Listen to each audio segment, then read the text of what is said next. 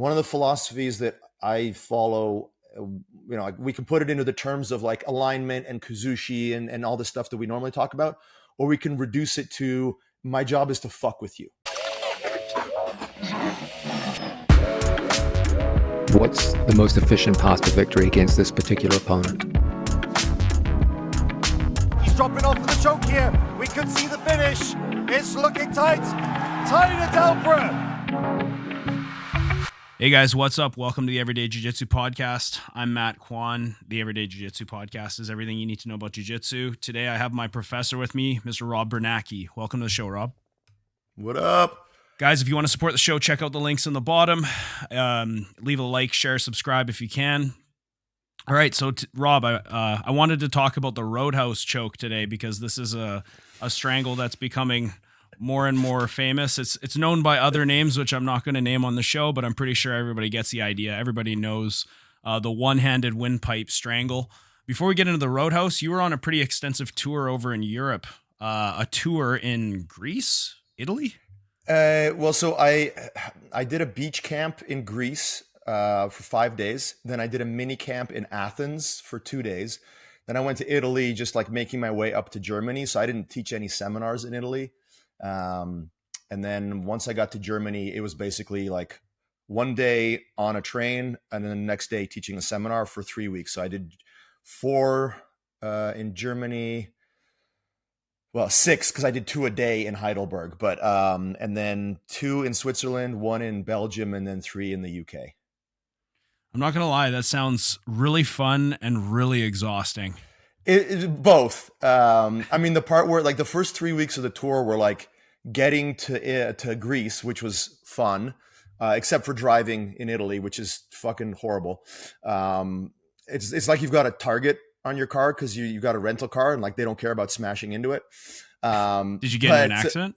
No, but like barely. Like they literally, the way that they pass you on the highway in some parts of Italy is they're like, I'm doing 150 kilometers an hour. I'm gonna breeze by you and I'm gonna drop into your lane.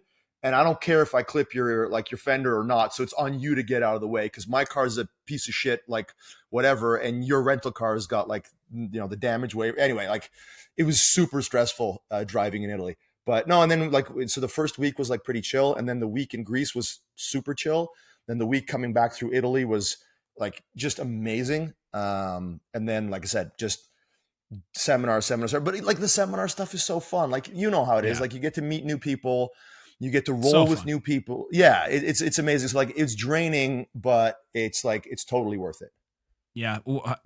Did pretty much everybody speak English over there? Was there translators? Was it difficult to... I mean, I think there was maybe a couple of people on the entire tour. Like I think a couple people in Switzerland who only spoke French. And there was a couple people in Greece, in Athens, who only spoke Greek. So they would just have like their training partner give them a translation while I was speaking, but like literally everyone speaks English. And frankly, a lot of the people in Europe speak better English than some people in North America. Like they have accents, but they have like a better vocabulary because, they're not morons. So yeah, like it's actually easier sometimes to explain. Like, we sometimes use terminology that's, a little bit of like technical vernacular, like science-based stuff or engineering-based stuff. And like, I've sometimes had to explain that stuff in North America. I didn't have to explain any of it when I was in Europe. Nice. Well, in terms of, teaching that many seminars overseas in that many different countries, was every seminar different? Did they all want to see like similar material? What were they totally asking different. You to show? So when I teach seminars nowadays, the format of the seminar is basically we do a fuck your jiu-jitsu round to start. So like all the seminars are basically, they want to learn my It's called ecological approach. You do the ecological approach for the first round and then go on. Yeah. So like what I do, like I start out by explaining the concepts and I start out by explaining the rules of the game. And then I have them play a game just so that people can see, like, they can dial in a little bit what the parameters of the game are. Like I talk about intensity and complexity and how people need to modulate both according to their training partner. and then I make adjustments between every round. So, like I taught passing seminars, I taught sweeping seminars, I taught leg lock seminars, I did one omoplata seminar. So like a bunch of different topics, but even if I did 2 like passing seminars or 3 passing seminars at different gyms, each one was different because the level in the room is always different. And so like, I'm never showing up and being like, hey guys, here's 5 moves I use when I pass the guard. Mm-hmm. What I do is I modify it for every room where like I'll have them do the first round, and then I'll see, okay, these are the problems you guys are running into. Here's either a general idea that we don't have to practice, try that out, do another round, or here's a really specific solution that I see you guys not using. Spend a few minutes like repping it against reduced resistance, and then go back in and do a round. And so like every seminar is quite different. There's so much modularity, and it's more like, I'm not going to lie, it's more mentally draining. Like if I had to show up and be like, okay, everybody, let's do these 5 moves, and I could just like zone out and just repeat, like I'm doing like a set as a stand-up comic. Like once you've got it memorized, you can just kind of go out and present it. So it's much easier to just like present rehearsed information than it is to be like, okay, let's pay attention to what everyone's doing. Let's really like try to create the best benefit for every individual in the room. Like, and sometimes I'd have to split it up and be like, okay, most of you are doing this, but I can see a couple of you over here. You guys are maybe less experienced. So let me give you guys this thing to work on. So like, I really want to make sure that everybody has like obviously the best experience possible. So I'm just having to pay attention, and it's just so much more mental effort, but it's also just way more rewarding that way. Yeah. And I always get asked about how I run my classes and like the planning that it takes to to plan a class or a seminar. And I always say the same thing. I don't know. I know everyone has their own different methods.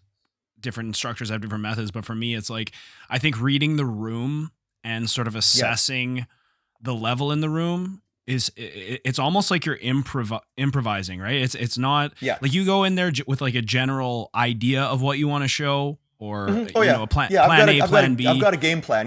Yeah. And then from there, it kind of just organically, it just sort of becomes what it is. And I find that those are like the best sessions. Plus, aside from the fact that you said it's easier to just, have your set play and you're not going to deviate away from that plan, I think it's way more fun to be more challenged as an instructor and sort of, on the fly being like, oh, I thought we could, I wanted to go in your head. I wanted to go into this sort of area, but it's clear that we need to like hammer this part out a little bit more before we move on to stuff like that. Completely. Like I've had an outline of what I kind of want to cover in a seminar, and I've realized within 10 minutes that I got to throw out the whole thing. Yeah. And just do a different, because this room is not going to be able to process this information. And yeah, I think what you're talking about is the difference between people who view this as a job and people who view this as a passion. And I think you and I both fall so far to the side of this is our passion. Yeah. I mean, obviously there's a level of professionalism that I want to bring to it. Like to the extent that I'm able to, if I show up on my, whatever 12th, 15th seminar of a tour and I could be wiped the fuck out, I'll still, try to bring the energy the best that I can. So like there is a professional side of it for me, but way more, I'm like, I want to be engaged. I want to challenge myself as an instructor. It's so much more about sharing the passion than it is about like, oh, this is my job. Let me punch a ticket, show you guys 5 moves, and like be on my phone for the rest of the night. Yeah, we've all been been to seminars like that. It's generally not beneficial, and that's where you really see whoever's presenting the instructor. You can really start to see like you said, who's passionate about it, who's able to pull magic off the cuff when they read a room and they see what the stuff they were going to do isn't really working. They can switch on the fly and still have an amazing seminar. And it really has to do with like not just the skill of jiu-jitsu, but separate from that, the skill of presentation, the skill of being an instructor and a teacher is completely different from, to be able to like captivate a room, to be able to make information stick is so different from just like showing moves, right? Or Oh, being able to totally. perform moves. Yeah, no, I can't remember who I was talking to about this, but like, unfortunately, a lot of the people that are doing like the seminar circuit are high level competitors who don't even spend that much time coaching in their own gyms. Like there are guys who like their job is to compete, and their ability to run a seminar is so limited because they don't even coach frequently. Like most of their time is spent training, getting ready for competition. And then they go out and they do a seminar tour here and there. So like their presentation isn't great. Their energy isn't great. They don't have an ability to read the room and all that kind of stuff. So they are just showing memorized moves. Obviously not all of them. Some guys that they do that, they take it as a profession and they try to get good at it. But yeah, that's a big limiting factor. Like even for me, like I've taught, I'm teaching a lot more seminars these days than I used to. Like I used to teach 5-6 seminars a year, and now I'm teaching like 30-40 a year. So it's like any other thing. You learn on the job. So like I'm getting better now at reading the room, and and not just reading the room in terms of skill, because that's pretty easy to do. But reading the room in terms of like, I know this is kind of stupid, but like there's places where I can go and I can make certain jokes and I can swear, and like it's going to be taken really well. And then there's other places that I'll go where I'll be like, oh, this is a Gracie Baja. Okay. I'm not going to swear, or I'm not going to like, there's just certain areas that you don't go, you don't take it, because it's not just the jiu-jitsu side of the presentation. It's like the performance side, right? Like to a certain degree, we are performers when we're teaching. There's 100%. the information that we're trying to convey, and then there's the jokes and the way that you interact with the crowd. Right on. What was your favorite part of the whole trip? That's tough to say.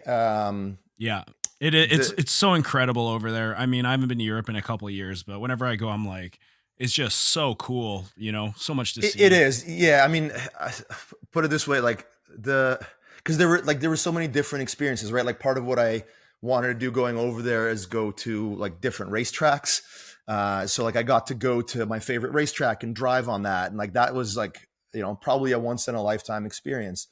And then, as far as the jiu-jitsu goes, man, there's so many different cool experiences that I got to have, as far as like certain rooms had a certain vibe. And then in some rooms, maybe the roles weren't as challenging, but like the questions were really great and they were really engaging. And then, in other rooms, it was just like it's very different for me in North America. I mean, I teach a fair bit of seminars, but I'm usually not being brought out to like the top competition club in the country. Whereas like in Greece, the place that I went was, there's the godfather of Greek jiu-jitsu, and he's like, kind of runs the Greek Jiu-Jitsu Association. And so like, it was a pretty high level room for that country. Right. So some of the places I went to, there's pretty good roles to be had. So yeah, like every place had something a little bit different. I mean, the Berlin seminar, there's like 45 people there, from like all over Germany. That was super cool.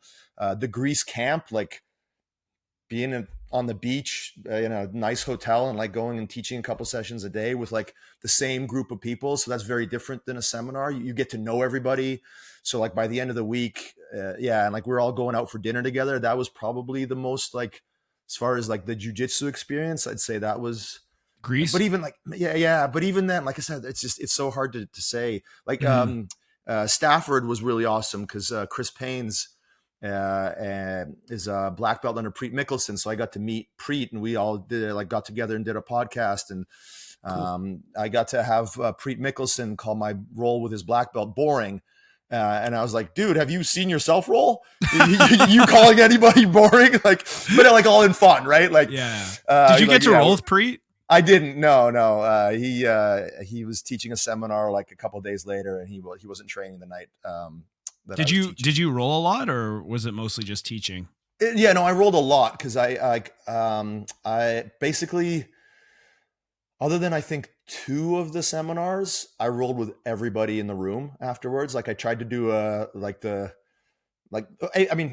didn't want my conditioning to drop. I got a couple of conditioning sessions like when I was in Greece, but once I was like on the road, you can't, right? Like there's just no way to do any kind of intense conditioning when you're traveling and teaching seminars, because there's like, you just don't have the time, and then you wouldn't have any time to rest, so you wouldn't be getting the benefit of the conditioning. So I would just set a timer for like 2 or 3 minutes, and then just as soon as that was done, the next person would come in. So most of the seminars had like between 25 and 30 people there. So I would basically roll for like an hour and a bit straight with just like every single person in the room. Nice. Yeah. What was the highest level room that you experienced? Where was it? Probably the one in Stafford, probably Chris Payne's gym, but the gym in Greece was pretty good too. Yeah, I'd say those were the two in Athens. Sorry, the gym in Athens. And these were all no-gi seminars, right? Yeah. Well, the camp on the beach, there was a gi session and a no-gi session. So I taught some gi. Yeah, it's a little bit harder to say because like in Stafford, I really only rolled with just like 3 black belts afterwards. So like I don't know what the overall level of the room was, but those were really good guys, and yeah, like I said, I can't give a fair comparison because like a room's going to seem better if you roll with 3 good black belts and no one else. And then you go to another place and you roll with, white belts, blue belts, purple, whatever. So those are definitely some of the more challenging rolls. Cool. Well, before this episode becomes entirely about what Rob's vacation work holiday was, let's talk about what we came here to talk about, and that's the Roadhouse Choke. So I remember you sort of first debuted this choke at a Battle Mats event. It's probably over a year ago now. Battle grappling, that's right. Yeah. And you used it against Ryan Kitchen. And then from there, everyone started saying, hey, like this move is, there's some legitimacy to this move. You can finish people with it, or you can get some really great defensive responses. Can you just sort of describe the Roadhouse Choke briefly? Yeah, absolutely. So first, just like regarding the name and whether we want to use it's not the same technique. One of the reasons I wanted it to have its own name is like the technique that you're describing, which I used to call the non-consensual sex choke. If you want to be a little bit, grape choke. Yeah. That's where you're like locking your elbow out, or you're like 2 hands, like posting on the neck and both arms are locked straight, which is a very different mechanic than what I'm doing with the Roadhouse Choke. So I wanted it to have its own name.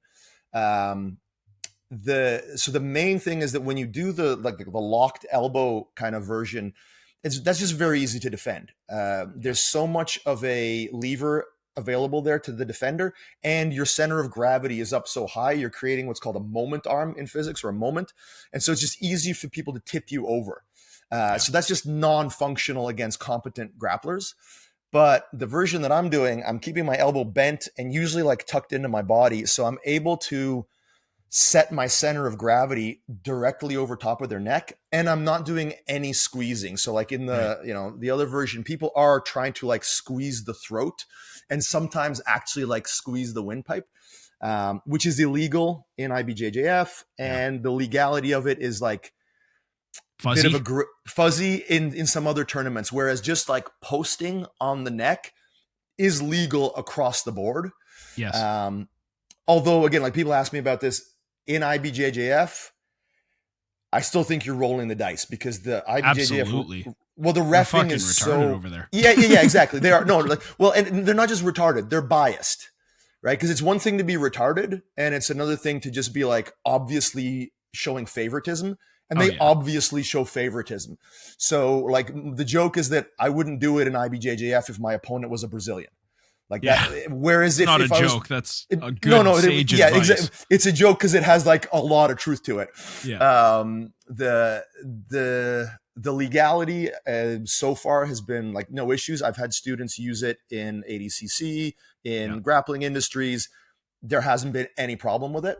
Yeah. But I mean, we'll find out with IBJJF. If I'm in a position to try it, I'm going to do it next time I compete for IBJJF. For sure. Where did the name come from though? Just the movie? Like you just like so gay movie? a lot of people. So here's the thing: people because I'm old, when I refer to the movie, I'm referring to the Patrick Swayze movie from the 80s. Right. And people think it's like the Jake Gyllenhaal like shitty remake from this year. And like With Connor. I know, like that came out at the worst fucking time, right? Like I didn't even see it. I'm not gonna see that. no, don't bother. Like yeah, so no, like in the original Patrick Swayze movie, he is fighting with a guy who uses the line, "I used to fuck guys like you in prison." And he like rips his throat out with this grip. So like that, it's just okay. yeah, that's the basis of it, right? Like, so yeah, it's just, I mean, as you know, it was something I started doing because I spent a lot of time rolling with just like using one arm, just because of some issues that I had with my left arm. And it started out as just me clowning people. And I was like, all right, how am I going to submit somebody from the mount if I can't use two arms? Oh, use a white belt, like just dumb shit. And then, you know, I just started getting better and better at it. And then like, I think around the time I tapped one of my purple belts, who was like a big dude too. Cause like one of the issues that people have with this is like, well, what if someone's bigger? Like, I think I tapped like a 280-pound purple belt with it. And it was like, okay, this might have some legitimacy to it. Have you caught Rory with it? No, not yet. No, but I barely catch Rory with anything, right? Like, you know, if we go by that rubric, then like almost nothing works. Cause like, you know, I'll catch Rory with a triangle choke. I'll catch him with a heel hook, the odd shotgun ankle lock, and, you know, a rear naked choke if I get on his back. But for those who don't the know, odd Kimura. But like, we're talking like all those things I listed, that'll happen in 1 year. Like, I very rarely submit Rory in training. Yeah, for those who don't know, Rory Van Vliet is one of Rob Biernacki's black belts. He used to train. He used to do cool jiu-jitsu stuff. Now he's basically a normie who doesn't train at all, and he sucks. He trains like once a week. Is he still putting out content? Does he still have stuff he's putting out, or is he kind of just like much? No, he mostly just works with me at BJJ Concept. So yeah, like he's like the tech side. He does the marketing. He kind of runs a lot of the background, like the Q&A stuff. But yeah, he's not a frequent participant in jiu-jitsu, and he's still disturbingly good. Like that's the annoying thing too. Like if he wasn't such a lazy piece of shit, like he could legit be like an elite black belt. And skill wise, piece of shit.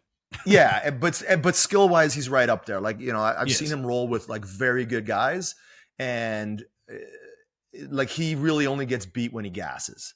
Right. Yes. Yeah. Cool. Well, let's get into the nuts and bolts of the topic and just sort of get to like the mechanics of the move. I got a couple questions for you, and feel free to, you know, if you want to add anything, deviate from the path. You know, it's all gold from here. What is the ideal finishing position? For me, I've had the most success from mount. I would say there are two. The ideal finishing position is when both of your opponent's arms are unable to interfere. So in the mount, what I'll generally try to do is get my shin over the bicep of one arm. The near arm? Sorry. Mount. Sorry, my bad. Yeah, mount. Yeah, sorry. From mount, what I'm trying to, so like, let's say I'm trying to hit the Roadhouse with my right arm. What I will try to do is use my right shin to pin the biceps of their left arm. And then I will try to trap their right arm in like a, like shelf? Basically between my, shelved it between my thigh and my rib cage, kind of like if they're underhooking you. Like you're threatening a triangle dilemma here, basically. Yes, or a monoplata. Like it's kind of the similar position, all right? So like honestly, usually if I think I can get the triangle, I'll just take the triangle. So when you say monoplata, like the leg that's shelved. Yeah. So like right before, like, so I know it's weird, but like, let's say I've got your arm like trapped in here. Yeah. And normally I would bring this foot in front of your face and sit to a monoplata, right? Right. So before that, right? Like just when the arm is trapped in here, before I bring my foot across. So I'm just on both knees. So I'm still mounted. Is your leg behind the guy's head then? Or is it next to That's what I'm saying. Like not at all. It's okay. Literally just, it's mount with my shin trapping one leg and their arm trapped in here. It's just a very high mount. Got it. So like my knees are basically like pretty close to or above the shoulder line. Yeah. And that way my center of gravity is you don't like get bridged. Exactly. They can't bridge. Their hips are too far behind my hips, so their bridging doesn't work. Their arms can't interfere with the choke, and then I'm just using gravity. I will often bring my other arm in behind the head. Yeah, just that's to what I like. Yeah, to elevate. And I can also sometimes reach through and reinforce my own wrist to amplify the choke. So yeah, it's basically like, I try to analogize it with like a no-gi cross choke threat. Like the biggest difference with the mount, I think, in gi versus no-gi is, in no-gi, you pretty much you've got to get the elbows out to here to really be effective at submitting good guys. Whereas in no-gi, you've got to do that. In gi, you can, like, soon as you threaten the collar, the arms start to creep up, and you can just, it's just more offense. So they've got more problems to deal with. So this for me is something I can start to do, whether I clear the arms or not. Like if I'm trying to submit you for sure, I'll clear your arms first if I can. But if I'm just trying to fuck with you, I'll just put my hand on your neck and your arms will come in, and then I'll start to climb up. So for me, the biggest advantage of using this is not that I'm like choking people left and right with it. It's just that I draw really big reactions.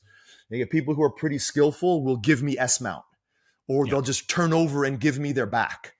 I think you had that experience when you did battle mats with Jordan. Like as soon as you started using it, he's just like going ape shit to try to not let you finish that. And they just give you a superior position.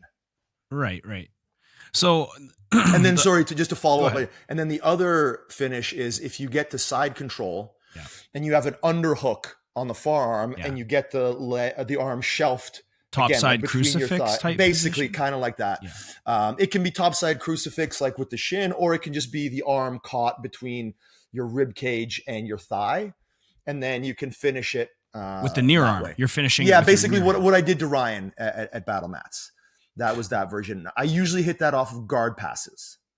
So like I'll hit a row drag and I'll get the underhook on this side. And as I knee cut through, I'll shelf their arm up on their triceps will be caught up on my thigh. And then they can't get their hands back in. And at that point, again, bridges don't work at that point. So you just got all the time in the world. And those are both like extremely high percentage finishes. Would you prefer to finish from mount or side control if you had your way? I mean, I'd prefer to finish from mount because it means I mounted you. Like to me, that's just more, you know what I mean? Like if I had a choice and like we're in a roll, I would rather get, like if I could get to mount, I think I'm like dominating you more than if I just get to side control. Do you think it's a higher percentage finish purely for Roadhouse choking?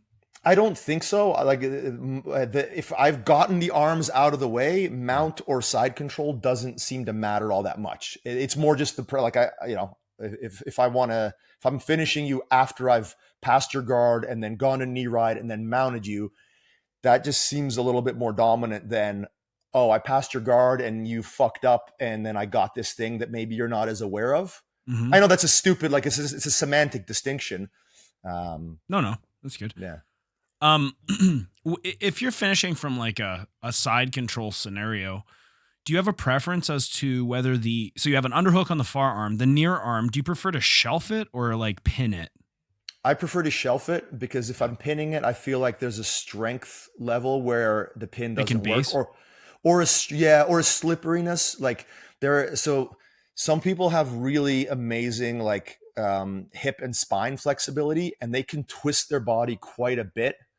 Even if you have an underhook, even if you've got a fairly good pin on one shoulder, they can still really shimmy. And I just find that if I get both arms completely out of the way and they're shelved, then they're just rotating their hips, and then I'm too high up for them to regard. So I don't really care that much about that rotation.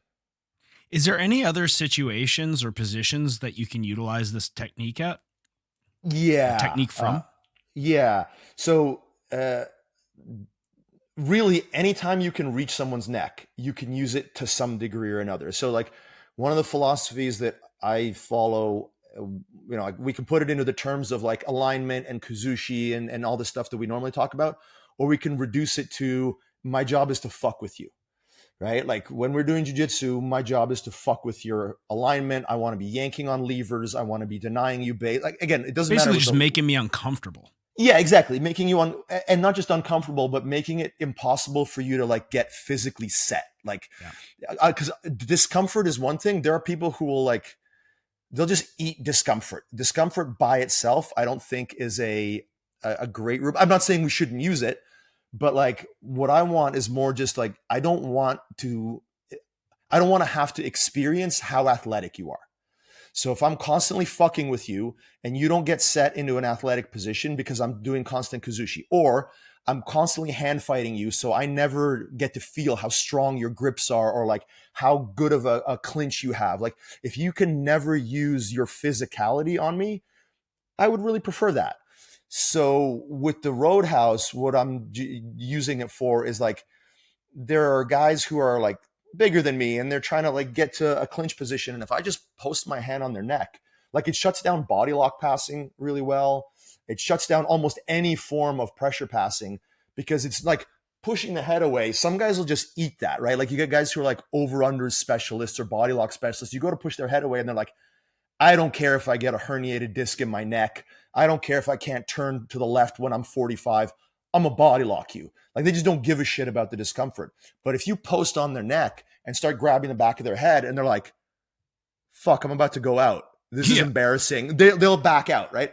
So there's a different rubric for like discomfort than there is for like a physical barrier to you being able to be athletic. Right. So there's this there's the submission part of the Roadhouse. There's the making you give me position part of the Roadhouse, and there's the denying you position part of the Roadhouse. So kind of like, you know, like you can use the buggy choke to try to sub people, but most of the time, honestly, you can use the buggy choke just to re-guard. Yeah. Like it prevents people from holding you down because they posture up so aggressively if they don't understand like the subtleties of the defense. Right. So I use the Roadhouse a lot with like bigger guys who are trying to pass my guard with like smash pressure. I know I'm never going to choke them, but they also just can't get near me. They can't get chest to chest on me. Or if they do, they can only get chest to chest for a short period of time, and then they have to back out. But yeah, I mean, I'll use it in passing. I use it to pass half guard quite a bit. I use it from the crucifix. One of my students, Titus, he's great name. I know, right? Titus Ray, like what a fucking awesome name. Titus used the Roadhouse. He developed it actually from the crucifix. Yeah, I remember seeing one of your Grappling Industries. He hit it from the crucifix. Didn't he get a couple of them? Yeah, but I think one was from the. Oh yeah, he might have actually. And then in the finals, he kept trying to do it instead of just subbing the guy from the back. Can you get it from the back? Yeah, so I've hit it on people from the back. Like if you get like the straight jacket kind of thing going and you trap an arm and you can't get the angle here, you can just kind of come around and do this. And if you belly people down and like post your elbow on the ground underneath and like smash into them, you can do it from there. So some people are like really good at just like not letting you get all the way around for a rear naked choke grip, whether it's one arm or two arm. So this can be a substitute for that. And then like from the crucifix is another one, reverse half guard or like reverse side control, where you've got like the elbow reverse sit out position. Yeah, whatever. You can do it with the opposite arm from there. I've done it from bottom side control when people like do the reverse sit out on me, and I'll like reach up and like push their head into it, and they're just like. You know how like sometimes you'll sub somebody with a Kimura from bottom mount because it doesn't occur to them to just like roll over. Right. So I've hit it from there. Yeah. So in a situation where you're hitting it from like a reverse sit out position, either from top half guard or top side control. Yeah. Is it important if your top arm is in a reverse underhook or a reverse overhook? Like, does it matter? What I want is the motorcycle grip. Okay. So like I want a wrist ride. So you want to reverse overhook and then catch the wrist ride. Exactly. Yeah. Because if I'm trying to go underhook, like elbow in the armpit, then they can fight me too much. Right. So then when you like, how would you finish it? Right from there, you just lean on the guy. You just lean on them. Yeah. So the great thing about this choke is like, it's just gravity. You don't, like, if you're squeezing, you're doing it wrong. You find the spot on the neck where it's most vulnerable. So like the thing that people get wrong quite a bit is they try to do it down here. Yeah. Where they're near the collarbones, or they're near like the middle of the windpipe. Whereas you really want to be like just under the jawline. Yeah. Because so like if you look at, like, I'm trying to relax, like if you look at the sternocleidomastoid muscle, that's what's going to interfere with you the most, other than like arms being in the way. So if you're trying to push through here and someone's just like flexing, you can't generate the greatest amount of pressure. But if you're just like right up here where there's almost no muscle, it's really hard for somebody to obstruct by flexing. So once you figure that positioning out and you just put your center of gravity over it so that some of your body weight is pushing your arm down, it's super reliable. And it's kind of like a gi choke where people think it's not working at first, and then all of a sudden you're like, oh fuck, I'm going out. Totally. Yeah. So I've been playing with like I haven't done like a lesson with you on the position. I just saw you hit it and I'm like, okay, well, I'm going to start like playing with this and seeing if I can get taps basically. And I've been playing with different parts of the neck, like top part of the neck, bottom part. I was actually having more success at the base of the neck, but I haven't felt your Roadhouse aside from in the bedroom. So I need to come out and visit you, and I need to come and like actually feel what you're doing from the man himself. Right. In terms of like the finishing mechanics, I've been playing with it from low mount, but then again, your weight is over their hips. And so I'm finding like, okay, they're bridging and I'm getting kind of off balanced. If I lean forward and I have the near arm shelved and whatever, like there's mounted triangle dilemmas all over there. Like if they don't respect the other leg, their one arm is shelved. So you could potentially just shoot triangles. Yeah. Like, is there a way to finish it from low mount if your hips are up? Is that possible, or is it have to be high mount? It's possible. Like I have finished people from low mount, even with their arms in the way.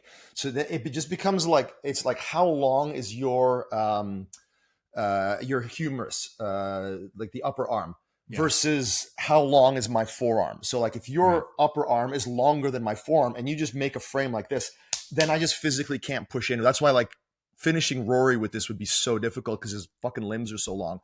So like I can finish people who are a little bit shorter or a lot shorter than I am from that position, just because my forearm is long enough that there's enough pressure that gets through. But then now we're playing with like body type stuff, and like if something's not replicable across body types for me, I don't have as much value for it. Yeah. So like I don't want to be like, hey guys, this is great if you're tall, or like, so I think it's very difficult to finish from those positions. But that's less about the low mount than it is about the forearm being in the way. And because you can't remove the arms with the low mount, it's tough. So I just don't try to do it from low mount anymore. Can you both show us, for those who are watching, and also describe us for those just listening, like the hand positioning and the vector of force, and just like you had mentioned how you reinforce your elbow with your body, right? Can you just sort of go over that positioning? So first off, the majority of the choke pressure is coming from this part of your hand. So, interesting. Okay. So not the webbing. No. So because the webbing is going to go against the windpipe. And like I said, there's always just that discomfort factor where people they'll eat it. So what I'm trying to do is have this bone be as much of like a straight line from my forearms. So there's just a ton of pressure going onto one side. And then the rest of the... So the hand is almost, it's not like it's not coming straight on as a V, but rather... It's literally like I'm trying to have it be like this. So like one side is being cut off by this, and then the other side is being cut off by kind of like the middle of the thumb. So I try that. There is a bit of a V, and then like obviously like the width of someone's neck is going to determine, if I'm trying to do this on like 100-pound girl, which let's not make any jokes about that. Like it might look more like this, right? If it's a 250-pound guy, it might look more like that, because just like the width of their neck, I'm trying to like spot where the arteries are and have just vertical pressure downward on the arteries. So like it kind of gets modified like that. But you can also have it be these two bones. So like the base knuckle of the thumb and then the base knuckle of index finger. Yeah. Correct. And then I'm reinforcing either with my leg against my elbow or as much as I can my hip against my elbow when I do it.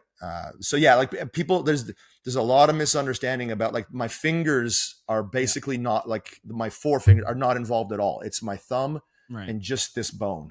And then like from a side profile, when you turn it, is your hand, your wrist is completely straight? Are you? Yeah, it's like that.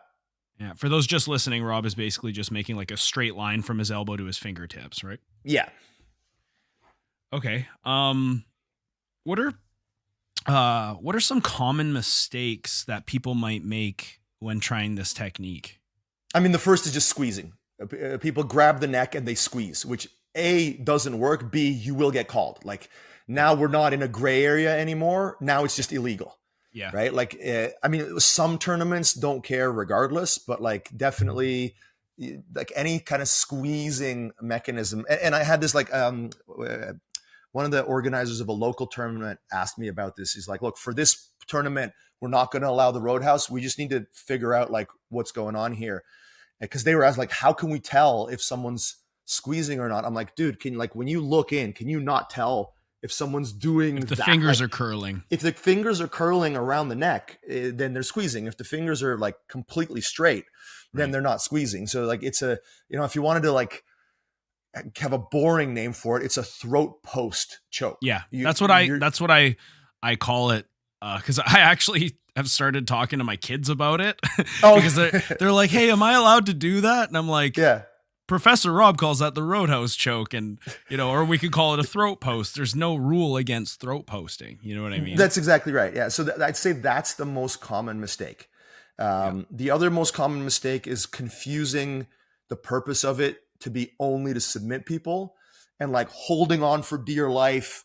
Kind of like people will hold on to a guillotine while someone passes their guard and then they get Von Flute or whatever. It's just like that, Homer Simpson with his hands in the vending machines kind of a symptom. As soon as somebody starts to give you the kind of response where it's a big movement and you might lose position, you should let go. Now, sometimes in training, I will hold on just to see, right? Yeah. Like there's definitely just to see if you could like sometimes, if you mounted cross choke somebody and they roll you over into guard and you're still cross choking them and they go out, like you can play with that idea. But like at the beginning, you should really just be letting go or using their movements to transition to something else. In that specific scenario, like in a gi situation where you have a cross choke from mount, then they bridge you over and you finish them from the closed guard. Is that a possibility for the Roadhouse? Can you finish them once they bridge you over, or is it basically like not really? Yeah. If there's, well, sorry, I shouldn't say that. Like if they're like 90% of the way out. Yeah. Sure. Yeah. But like not if it's early on. I have had a couple submissions. I have submitted I won't name him, but I've submitted a black belt who's good with it, and he said the reason I tapped is because I didn't respect it at first. And then by the time I chose to start respecting it, I was already like 80%, 90% of the way out. And then it was just, he couldn't do anything.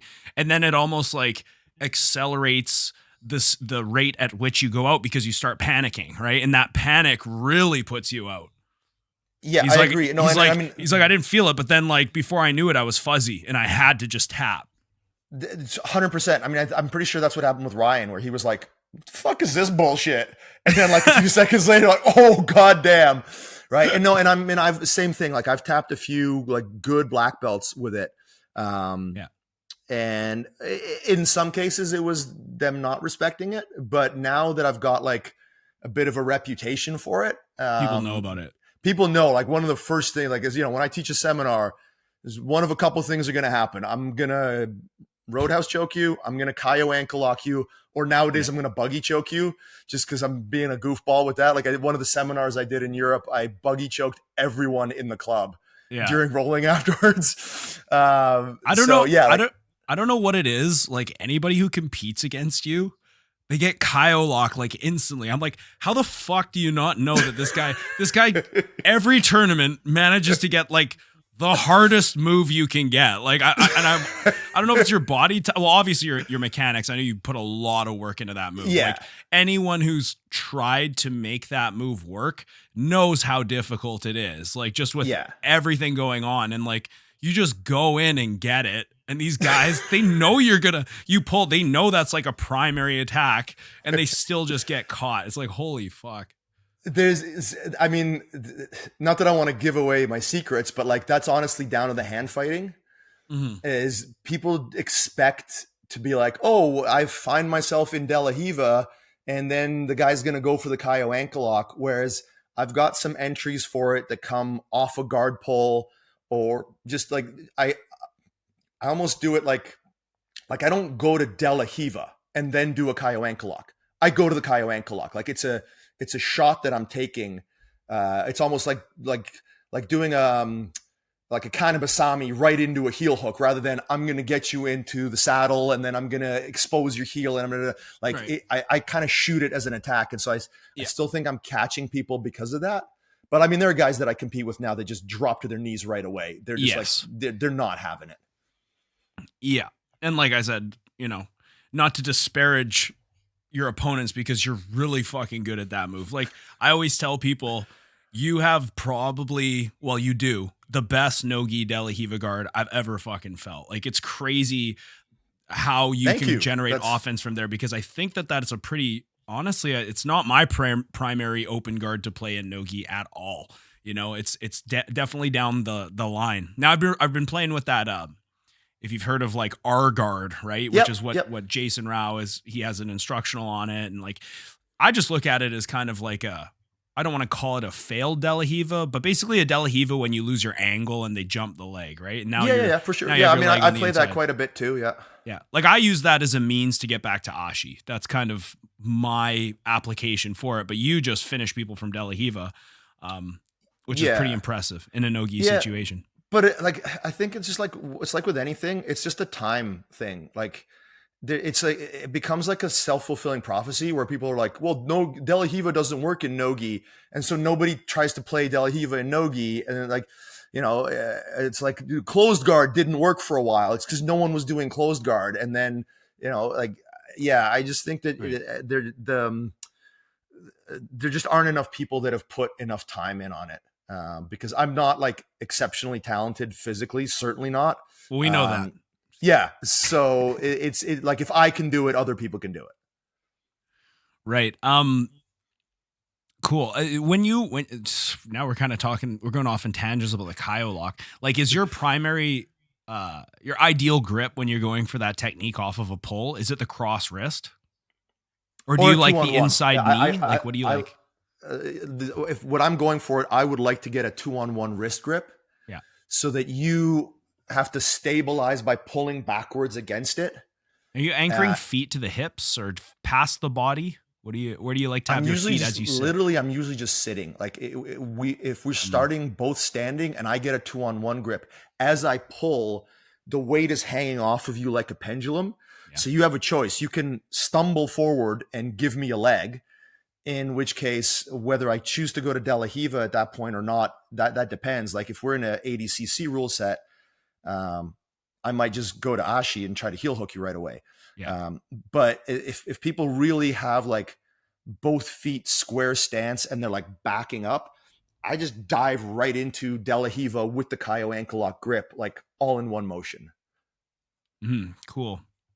Rob has lots of videos on YouTube and of course on his online academy, which we'll talk about at the end of the episode. Just check out the way he teaches the Caio lock. Very, very cool move.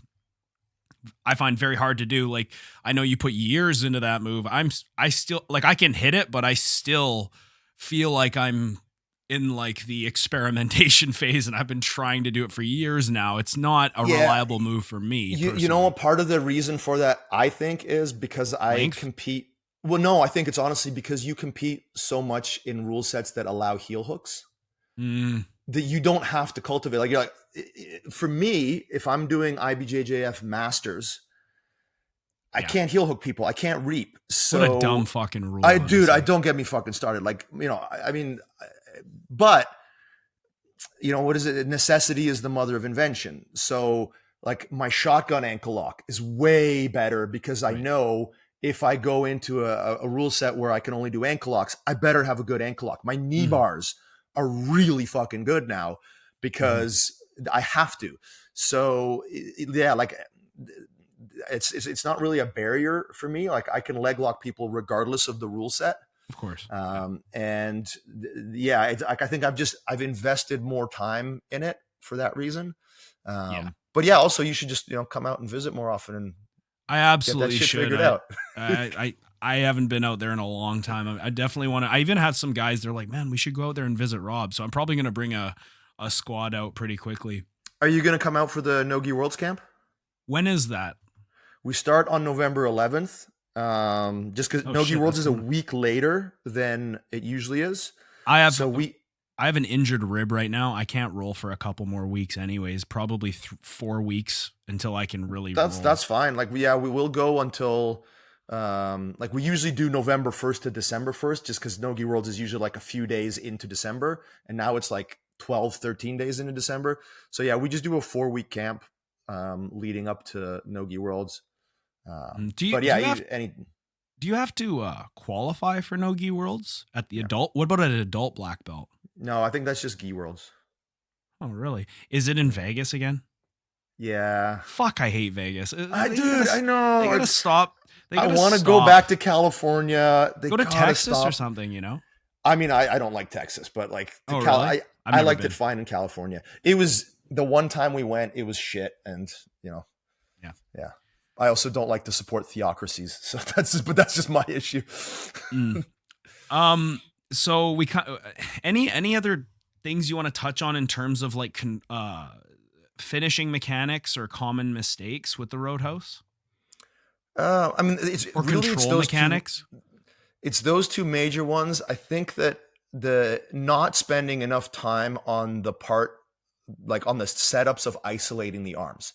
So if you get to the point where you're just like, you're pretty good with it, in my experience so far, and like I said, like I've choked some pretty good black belts with it, and it not always just because they didn't respect it. Sometimes it's just like, no, if I get the position and your arms are out of the way, it doesn't matter if you respect it or not. You're going to go out.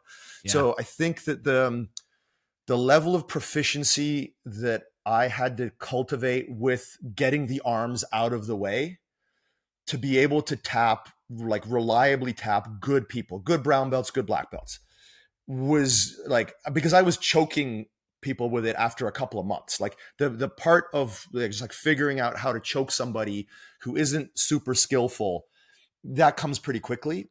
And so you can very much fall into that trap of like, okay, I've got the choke mechanics down. Let me just spam this shit. And then you're just going to get to a point where, you know, you're trying to do it on good purple belts, brown belts, black belts, and they just stop you and you'll never choke any of them with it. So if you want to get to the point where you can actually choke someone good, it's all about the body positioning and the hand fighting to clear the arms out of the way and then attacking from there. So I'd say that's the third mistake, is you can give up too early. Like you can be like, oh, this works on chumps, but I'm not hitting it on good guys. So fuck it. Let's abandon this as a tool. Cause I do think it's pretty game changing in the sense that like you can have offense from positions that you just normally wouldn't have offense from in no-gi. Totally. The same way where like, you know, in the gi, if I get a deep collar grip on you, whatever else is happening, you have to respect that. You know, whether you break the grip or not, you've got to deal with it in some fashion. And I don't think we really have that in no-gi. We don't have a thing that we can do where if you don't address it, you know, the consequences are dire. And I'm not saying this is on the same level, definitely not. But in terms of something you can do in no-gi in a lot of different positions where if they ignore it, there are consequences, I think this is pretty much it. Anything else, we have to commit both arms. We have to have a dominant position. We have to have an ashi. We have to have like some kind of really strong limb isolation. These are all things that are very difficult to get on a good guy. And the level of defense, even on those things, like how many people you get into like saddle and they just escape because their defense is so on point. Like the level of leg lock defense is so much higher now than it used to be. Oh yeah. Like even folks that aren't great at applying leg locks, there are guys that are just really fucking good at getting out of them. And then you got to deal with like the counters and the bolo stuff and like all of those, like, or you can just be like, fuck you. Right. And they're like, well, I guess I got to deal with it. And the way they have to deal with it is either they commit both of their arms usually, or they explode. And neither of those things are particularly good for that person. So if you just get yourself to the point where this is a threat and where you can break through with your hand fighting, I think it's a unique, just like weapon to have in no-gi versus gi. Do you think everyone's going to adopt it into like is this now the current meta, or will it be the current meta within the next couple of years here? I think it's already part of the current meta with like fucking with people during guard passing. Cause like you're seeing, plus you got guys talking about it like Joseph and stuff. Yeah. Like you've got, the Rutolo brothers and Kanan. So like some of the Atos guys are using the throat post quite a bit. Oh yeah, it's great when you pass like from top position, just posting on the throat. Totally. But they're not doing it to choke someone. They're still just like straight arm posting. Yeah. So I'm hoping that it becomes a little bit more part of the curve because I've got an instructional on it that I want to sell people. Yeah. Are you gonna do? You are competing in No-Gi Worlds? I'm probably going to fuck, like I always say I don't care about no-gi worlds. I want to, and then I go and I do it because like if my students go and I'm running the camp and I'm doing the conditioning with them, like why not, right? Yeah. Plus it'll motivate them too. Yeah, exactly. Like there's definitely like this year because of how many seminars I taught, I haven't competed really, and like I miss it. I like competing. My students don't compete as much when I don't compete. Like the rate of uptake on, ADCC was a big one for us in Vancouver. ADCC Open. I hate when people don't specify like I'm an ADCC champion. ADCC Open. Fuck. Anyway, just a title inflation in our sport is bullshit. That's everywhere in our sport. Right? Yeah, no, of course. But yeah, like the ADCC Open in Vancouver was like a big event for us. But like other than that, a lot of our guys weren't really getting out there this year. So yeah, me doing it definitely helps motivate the club. I'm not personally hugely motivated to do it. There is a little bit of like, I've won it. So like honestly, if I win it again, nothing changes. But I'm also fat from being in Europe for 6 weeks and eating like gelato 3 times a day. And like legit, I'm 190 pounds. And like I normally walk around about 180, even when I'm just like eating burgers and shit. And like I get down to 175 pretty quickly with like a training camp. Yeah. So I don't know if middleweight is like reachable for me. At least not without like cutting 5 pounds of water, which I like on like, right before your match weigh-ins, that's not really a thing. Especially as you get older, it can be harder on your body. Much harder, right? So like I'm either going to have to like really suffer to make middleweight, in which case I'm, if I'm depleted, I don't know how good I'm going to be, or I got to go in at medium heavy. And then the guys are like, probably 15 pounds of muscle on me because guys are usually cutting down from 195 when I walk around at 180. Yeah. So again, not saying I won't do it. It's just like last year, I also kind of didn't care and I had great results. So maybe that's the key is just go, oh, fuck, I don't care. I'll come in fat. And maybe that'll just be easier for my mindset. So yeah, but I'll probably do it. Did you sub anyone with Roadhouse over in Europe? Oh yeah. All over the place. Nice. Good guys. Yeah. Buggy chokes and Roadhouse chokes are pretty like, yeah. Do you find the muffler to be like, you mean this from the back? Or do you mean like the smother? I just mean covering the nose and mouth from anywhere. Oh yeah, like this. Yeah. Yeah. Like under rule sets that would allow it. Would you say that is as effective as the Roadhouse? Similar? No, I don't think it's anywhere near as effective because but from I the back more effective. Yeah, but even then, like you're not going to choke someone out with that. So like really the defense for that is just to do this. Like you don't have to necessarily bring your arms in. So in terms of like discomfort, sure, but I don't think there's like a physical problem that needs to be addressed with like significant defense. So I don't think it's on the same level. Is it on the same level of embarrassment factor? Oh, I did. What's obviously, yeah. Like, what's more embarrassing? If you got mufflered and like had to tap, I think that's more embarrassing. Yes, I would have to agree. At that point, that's just like you're tapping to exhaustion, basically, right? Yeah. Like, yeah. Something you mentioned, like one thing I really like about the Roadhouse is it's not a move you can catch someone with. It's not like like a heel hook you can like catch someone with it, or a Caio lock like right off the pull. It's like no, you have to address this because you had to earn a dominant position, and then there's no way you can ignore it. You know what I mean? That's something that I really like about the move. Is you have to achieve a dominant position, and then you can start to employ it.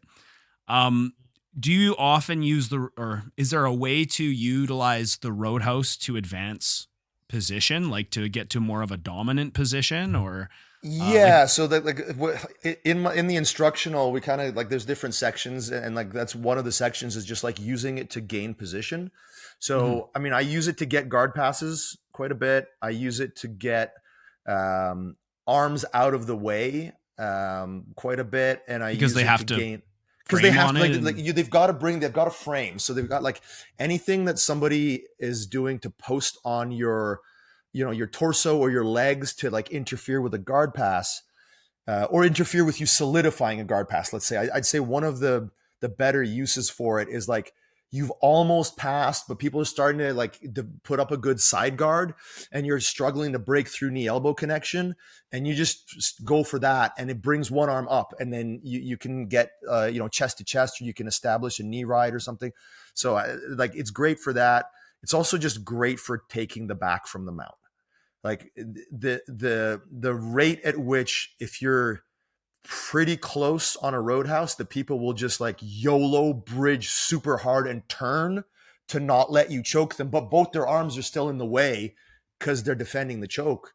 You get the back so much from there. Like I'd say that's probably the number one utility of it, like against good people, is if you mount someone, you have a almost guaranteed pathway to the back if you establish the Roadhouse. So if they do that huge bridge, are you looking to just switch off to seatbelt, or are you looking for like a GIF wrap control? Like what kind of, you have the Roadhouse, you're attacking, they start turning, like where are your hands going from there? It kind of depends. Probably Kimura or double motorcycle grip would be what I'm looking for. With the head inside. Yeah, exactly. Yeah. But sometimes in some circumstances, just going to a claw ride and then just like chair sitting and rolling to the other side makes the most sense. Right.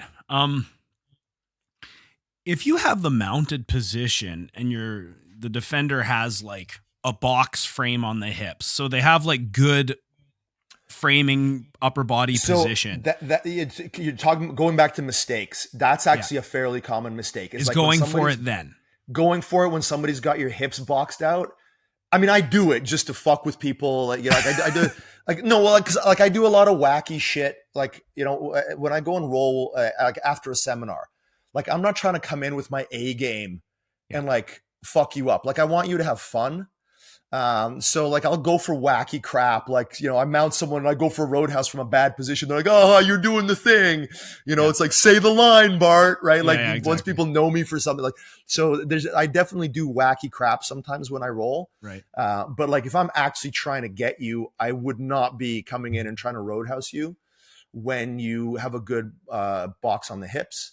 So you'd start looking to go for underhooks unless I feel like I can blade my hips to break that frame.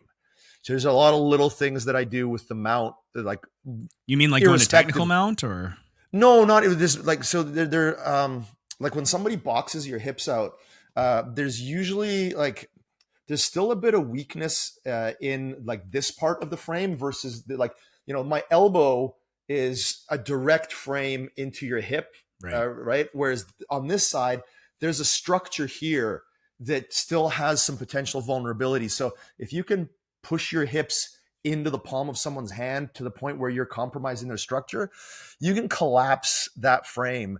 So is it like that's some stuff that I tend to do in combination with a posture break. So if I'm pulling your head, especially to the side, and trying to hip into that side of the frame, I feel like I can collapse that frame a lot.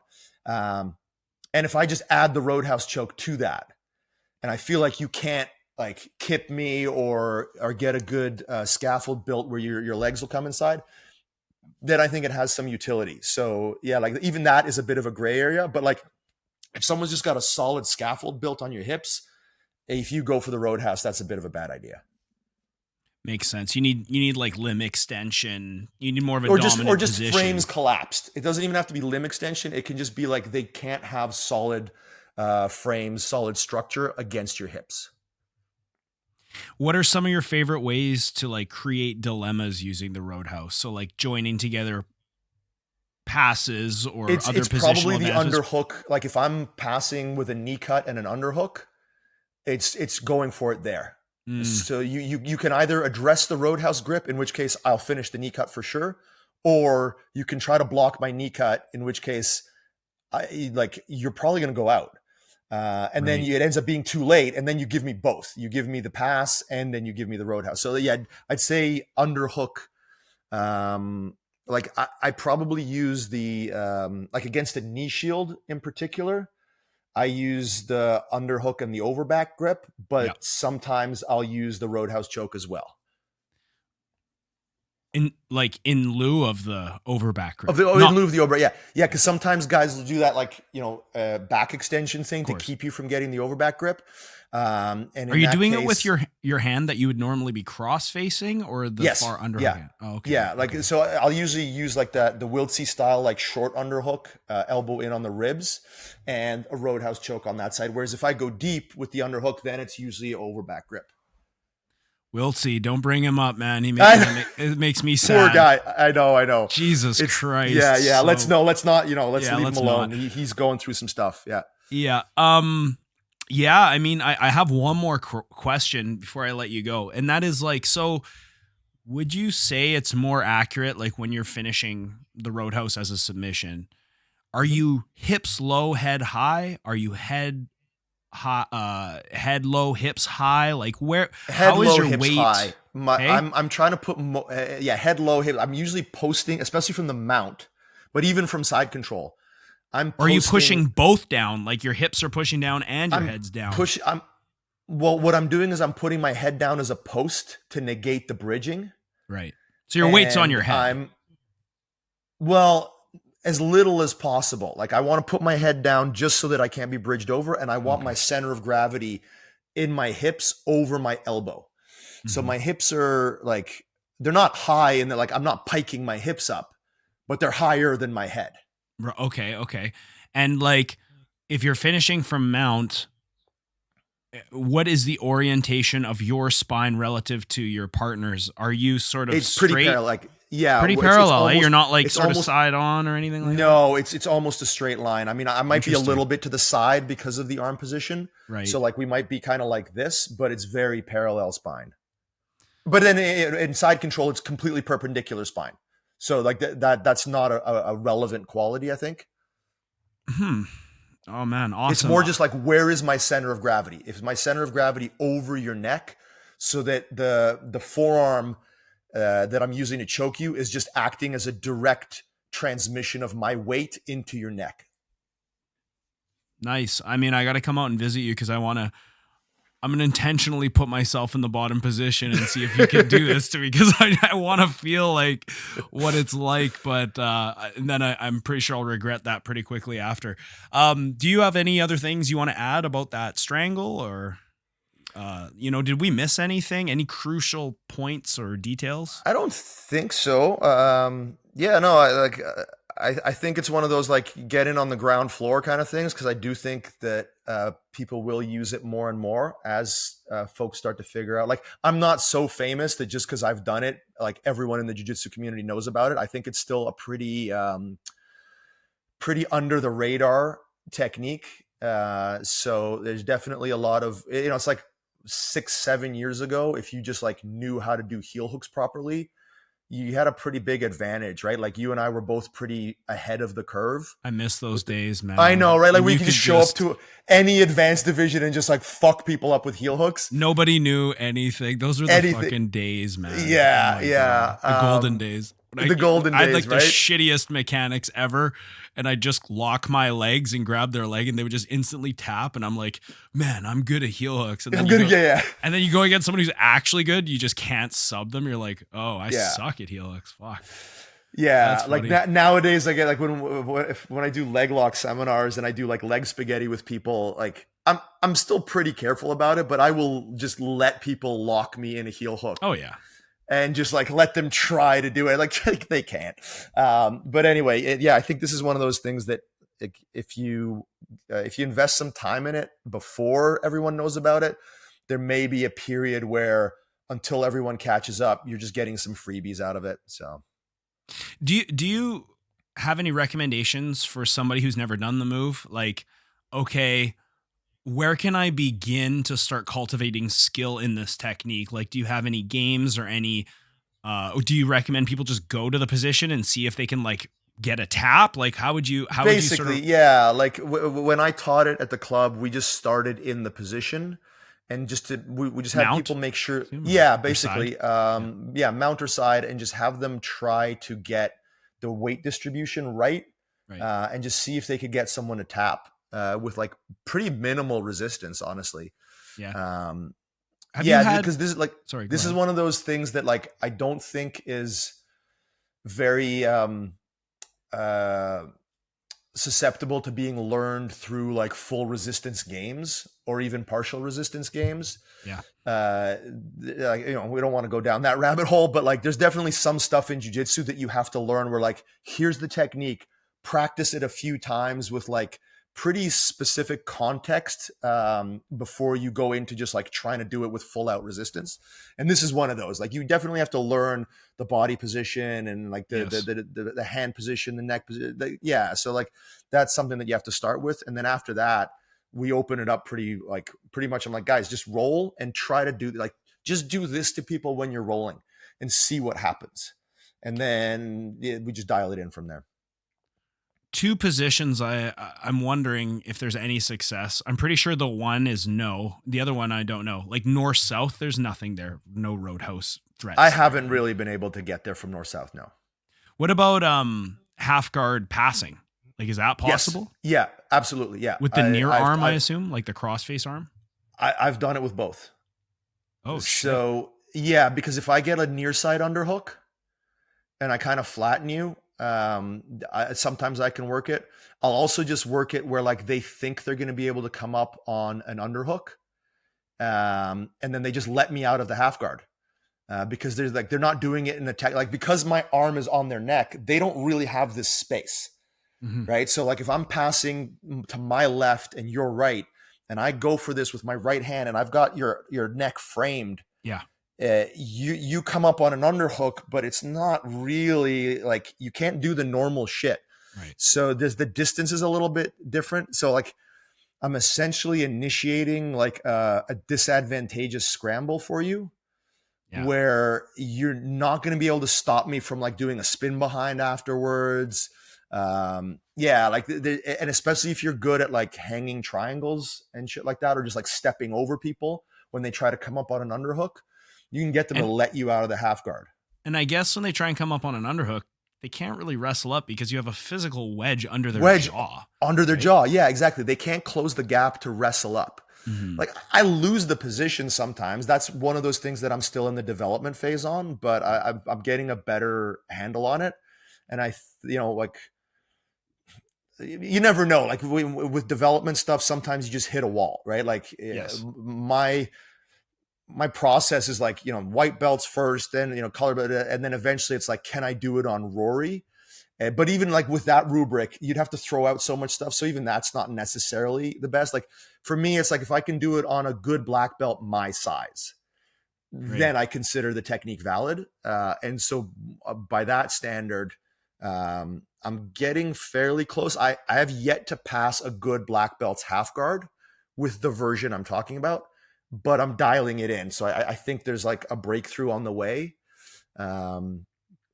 But I've gotten some good results where like it's resulted in a situation that gets me to the back, like, cause again, spin behind, motorcycle grip, Kimura control, like that kind of thing, or to a front headlock.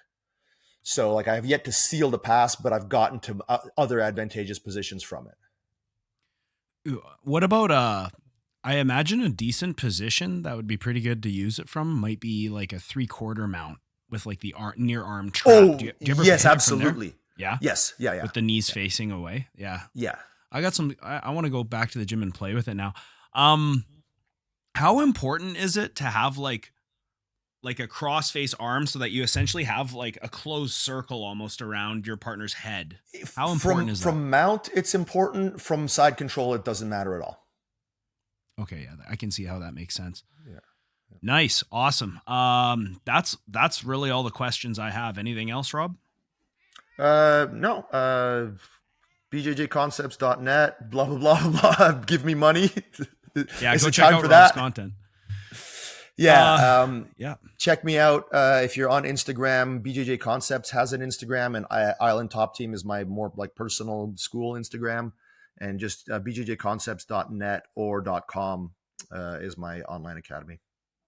Yeah, yeah. For those of you that don't know, my visiting student program, if you want to come visit my club, you get a week free training and free accommodations. All you got to do is get here, schedule it first. Please don't show up. I have had a couple people just like show up, be like, I'm here to visit. I'm like, hope you got an Airbnb because you're not staying with me. But yeah, like people can stay with me. They can train with me for free for a week. We get tons of visitors. And if this does come out before November 11th, we've got a pretty good Nogi Worlds camp. We're going to have people coming from all around Canada, the US, and now Europe. We got a couple of purple belts coming over from Europe that are going to compete at Nogi Worlds, that are going to do a week of the training camp with us. So like, especially if anybody is in like the lower mainland in Vancouver, I know we got a few guys that are going to come over even just for like a few days. There should be like a pretty good selection of training partners, and we have a pretty specific like training camp design that we use. So if anyone's interested, hit me up on that.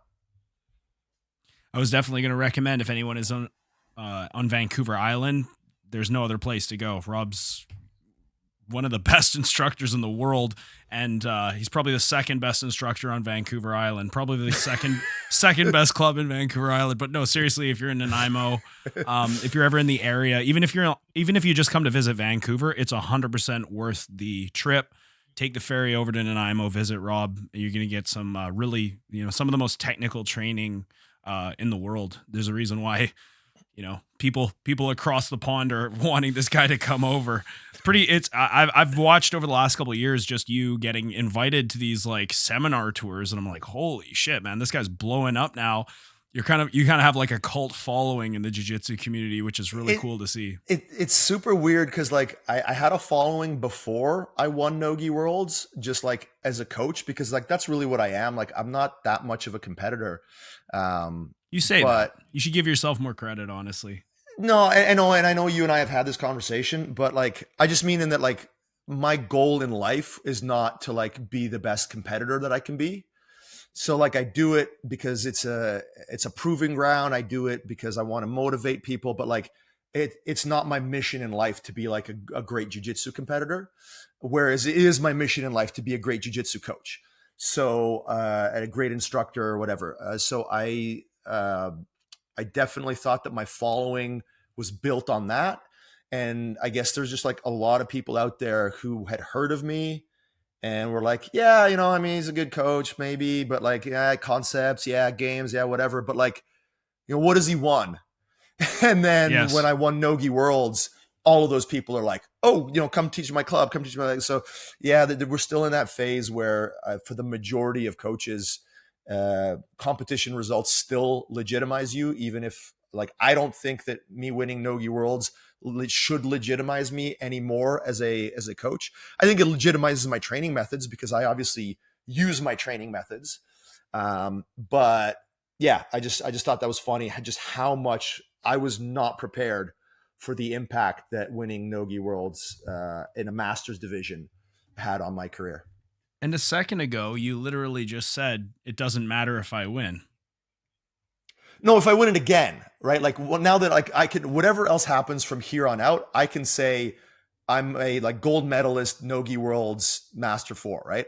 Nothing changes about that from here on out. So saying that I'm a 2-time, like I just don't put on your that's- Instagram, I'm a 2-time world champion, and just leave it at that. just leave it at that. Yeah. But no, like once you've got the credential, like you've got it, right? Yeah. I mean, it's one thing if you're a 5-time, but like, man, I'm 48. I don't know that I'm going to be like competing when I'm 53.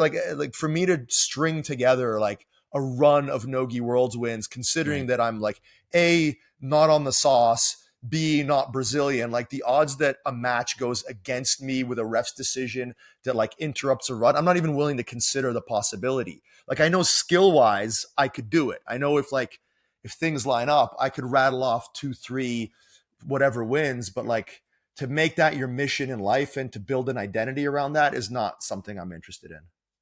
Yeah, fair. Me too. Yeah, I guess when you go into these competitions, it's like, fuck, I really need to get the submission. I don't want to leave this in the hands of the referee, right? Yeah, right. But you just need Caio in your corner. It was like, him. Yeah, for people who don't know, like I know this seems like a little bit of saltiness on my part, but like there have been other times that I've gone to Nogi Worlds and like literally the refs are like, we are just gonna fuck you. Bend over right now. And then Caio Terra's in my corner. They're like, oh, stalling calls are a thing now? Yeah, here you go. Here's a stalling call, like for the first time ever. And I've had like the most blatant stalling against me before. And the refs like, oh, Cyborg's in the other guy's corner? Yes. Go carry on. Proceed, sir. Oh, yeah, of course. Yeah. Like even mid-match, didn't Caio jump into your corner and then all of a sudden the calls just started started going your way? Like when Corey was in my corner for the first match, the guy was stalling like a motherfucker. Nothing. Caio jumps in, they're like, stalling. It's fucking crazy. Yeah. I mean, Corey kind of looks like Rick Moranis, and then you have Caio Terra come in. And he's like a BJJ legend. They're like, oh, yeah, okay. I guess this guy's legit. All right, I'm not going to take any more time from you. You've already said, I'll leave links in the show notes where people can check you out. Definitely check out bjjconcepts.net and Island Top Team if you're ever in the Nanaimo area. All right, Rob, thank you so much for joining. Thanks, dude. All right, guys, remember, Everyday Jiu-Jitsu Podcast is everything God damn it, my cat. God. Jesus Christ, my cat fucking scratching me. Guys, thanks for joining the Everyday Jiu-Jitsu Podcast. Everything you need to know about Jiu-Jitsu. Take care.